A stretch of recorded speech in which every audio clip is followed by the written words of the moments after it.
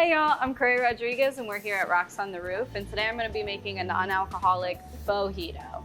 So we've got our mint here and we're going to put it into our shaker tin. All right, and then we've got this delicious non-alcoholic spirit.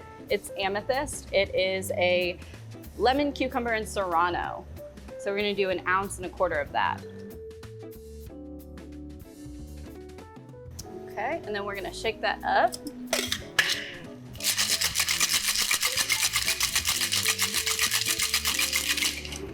Add some ice to our glass. Pour that over the ice.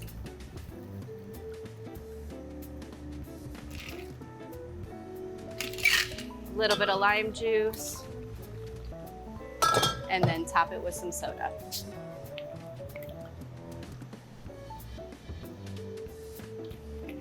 Right. Garnish it with a beautiful mint sprig, and that is a Faux Jito.